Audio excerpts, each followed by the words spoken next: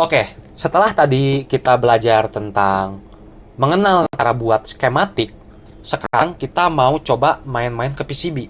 Nah, di skematik itu ada yang belum lengkap, yaitu apa? Yaitu kita gimana caranya buat masukin input dan output dari si PCB-nya. Karena nggak mungkin kita langsung solder mentah-mentah dari sini dong. Kita butuh nanti semacam ada pin out-nya gitu. Nah, disinilah kita tinggal pencet lagi di bagian sini atau pakai A di keyboard. Kita bisa ketik 1 kali 03 buat konektor satu kayak gini, ada 3 pin. Atau kalau kalian pengen 2 kali 03 bisa, dia bakal jadi kayak gini. Aku bakal pakai 1 kali 03. Di sini no default footprintnya kita bisa pencet dan dia bakal banyak banget di sini. Kalian bisa pilih. Tapi kalau kalian belum kepikiran mau pakai apa, kita no default footprint dulu aja. Di sini kita klik gini, lalu kita klik 2 kali biar bisa lebih tahu kita mau pakai apa. Misalnya aku mau pakai Molex 1 kali 03. Aku misalnya mau pakai yang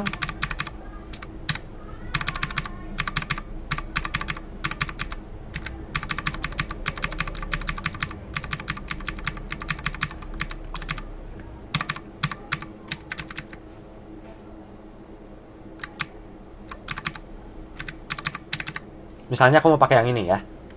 Nah, oke. Di sini udah tinggal di-okein. Nah, di sini kita tinggal konekin aja ini ke bagian sini. Ini ke bagian sini. Tapi kalau kayak gini dia bakal nggak rapih. Nah, ada satu trik yaitu kita bisa pisahin ini semua jadi ke bagian sini, lalu kita klik ke bagian sini. Kita namain misalnya pin 1 di sini tuh kita pengen pin outnya MOSFET. Misal jadi pin out MOSFET PO FET gitu ya. Nah, di sini kita tinggal klik lagi, Ctrl C, Ctrl V. Kita klik di sini W kayak gini. Lalu PO FET ini bakal langsung nyambung ke sini tanpa kabel. Jadi kita bisa pindahin ini ke bagian bawah biar lebih rapi, ini ke bagian atas. Dan ini juga berlaku buat bagian bawah sini, buat resistor ini, kita juga bisa kayak gituin. Lalu pada PO FET ini udah beres, sekarang kita pengen main VCC ini.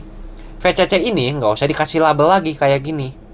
Kita tinggal pencet VCC ini, kita copy, atau kita bisa klik lagi di sini, kita klik VCC.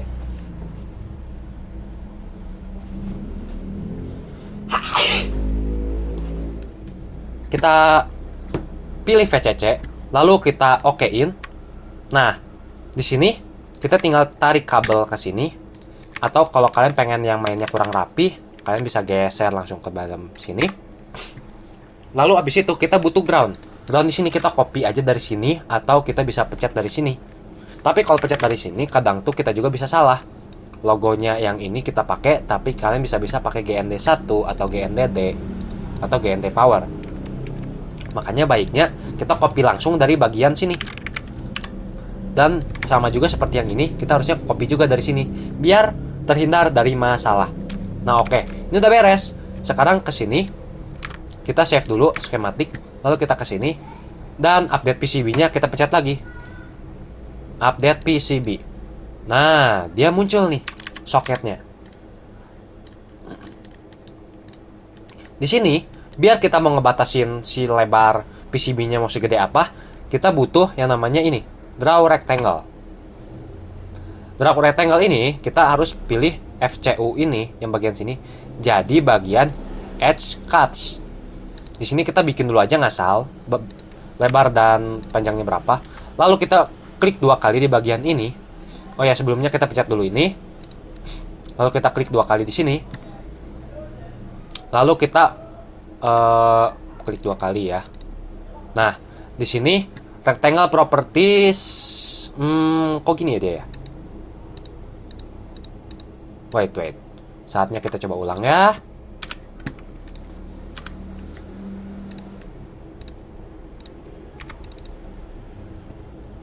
Kok nggak ada ya? Dia tuh biasanya tuh ada dari ukuran berapa sampai berapa. Nah, di sini kalau dia nggak ada kayak gini, seharusnya tuh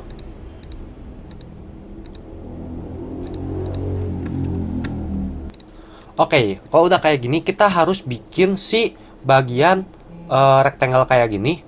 Nah, rectangle di sini kita bisa pilih dari bagian manapun bebas. Misalnya aku pilih sudah gini aja nih. Nah, terus habis itu kita tinggal klik ini 2 kali. Habis itu kita di sini bakal ada disuguhin menu by corner and size, dan by center and size.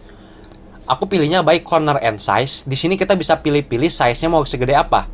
Kalau by center and size, dia bakal ngegedein dari titik tengah ke samping sini secara ke tengah gitu. Tapi kalau by corner and size, dia dari kiri sini dia bakal ngegedein ke bagian kanan sana.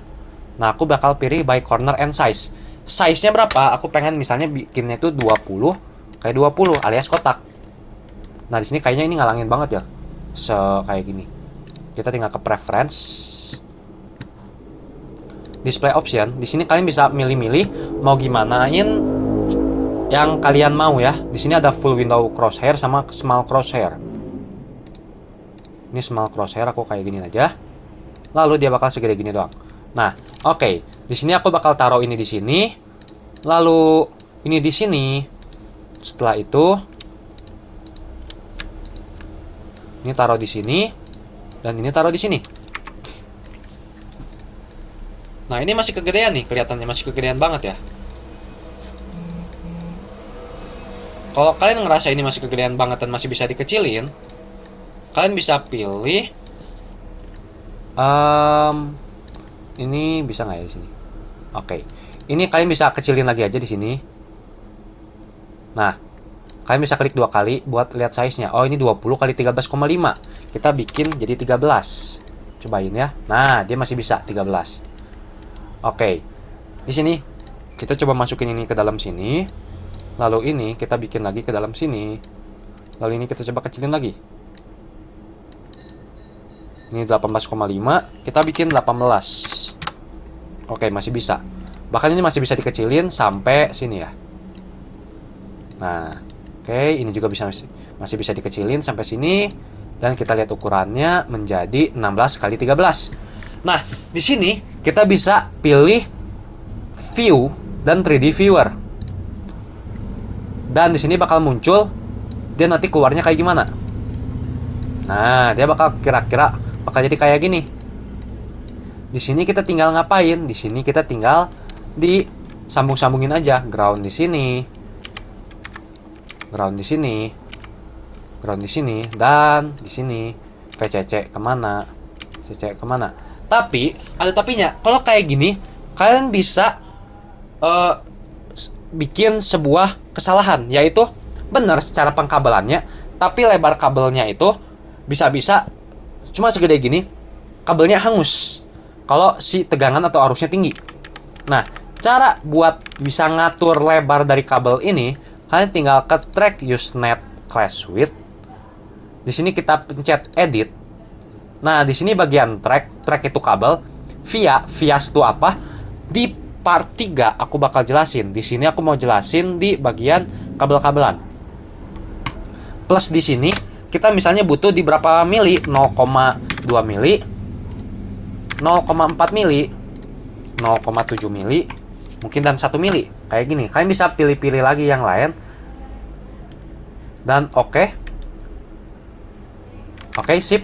Dan setelah itu, ini kita geser dikit bisa. Nah, di sini kita tinggal pilih. Oh, kalau VCC ini kita bisa lihat skematik. Dia mau masuknya dari sini. Nah, kalau kita klik bagian sini, dia bakal ikut juga ke bagian sini, ke klik juga. Ini aku contohin pakai 2 layar ya.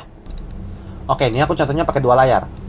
Kalau aku klik di bagian sini, dia juga bakal berubah ke bagian sini. Dan kalau aku klik di bagian sini, dia bakal berubah juga ke bagian sini. Dan kalau aku klik ke bagian sini, dia bakal berubah ke sini. Inilah keunggulan dari punya 2 monitor.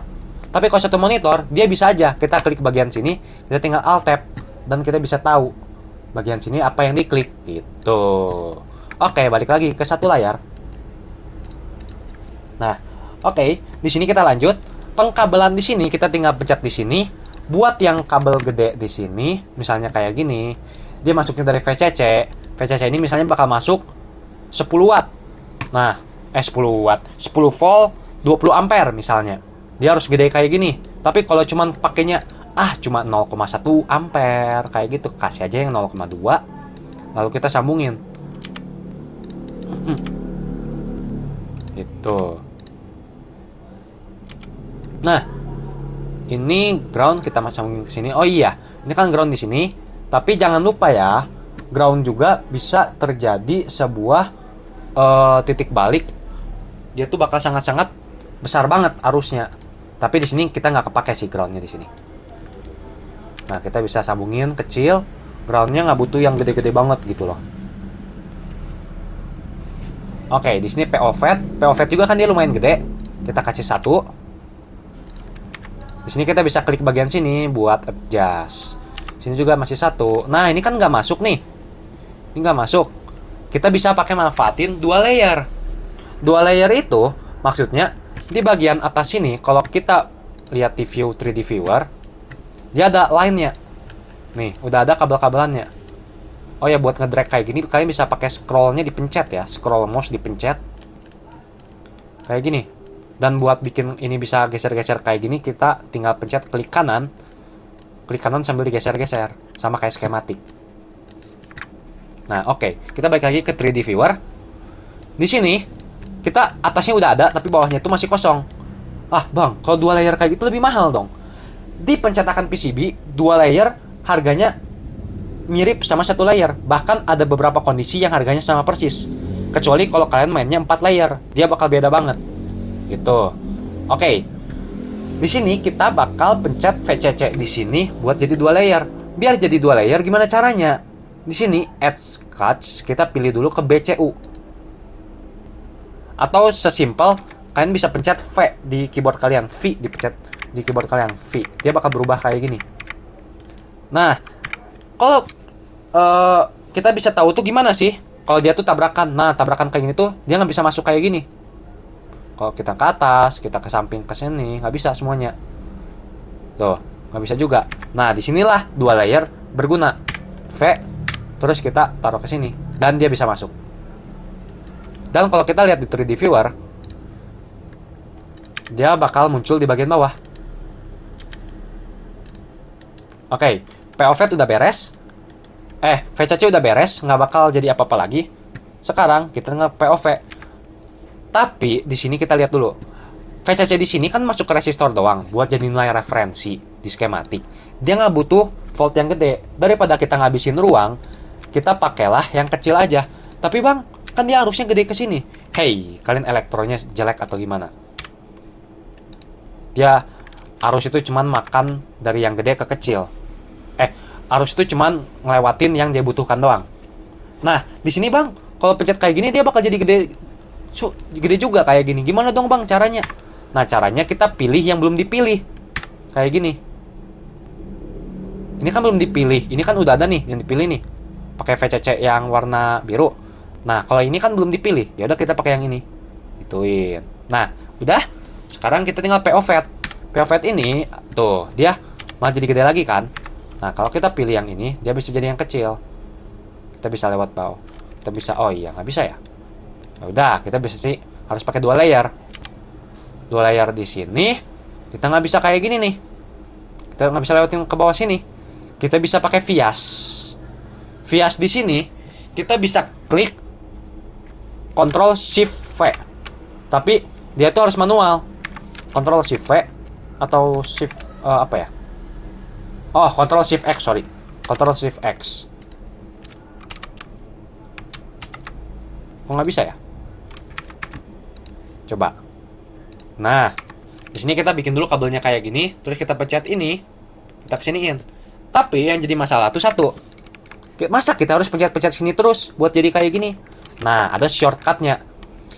Kita wiring kayak gini, lalu kita pencet V aja langsung.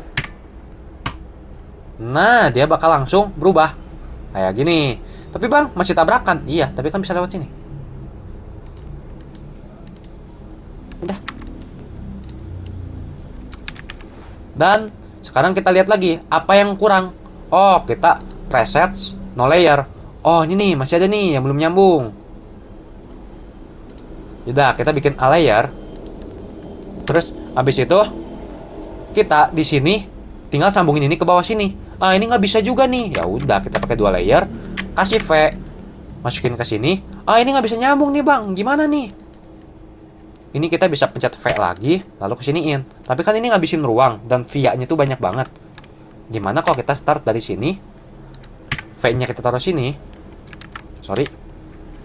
V-nya kita taruh sini. Lalu kita kesiniin. Oh, udah deh, sama juga. Ini kalau frekuensi rendah, ini sangat ditoleransikan ya. Desainnya kayak gini. Tapi kalau frekuensi tinggi, ya sebaiknya dia nggak kayak gini sih kabelnya. Boleh kayak gini, cuman lebih baik nggak. Dan kalau kita lihat di view 3D viewer, di sini dia ada dan dia bakal jadi lubang bagian sini. Dan kalau kita pencet F atau kita flip, di sini juga ada flip di sini, flipboard. Kalian tinggal klik kanan, dia bakal banyak banget menu di sini dan kalian bisa pakai tombol di keyboard buat jadi shortcut. Flipboard. Dia bakal banyak kabel-kabel kayak gini. Nah, oke. Dah. Bikin PCB itu semudah itu kan? Dan kita bakal belajar vias-vias kayak gini nanti ya di part 3.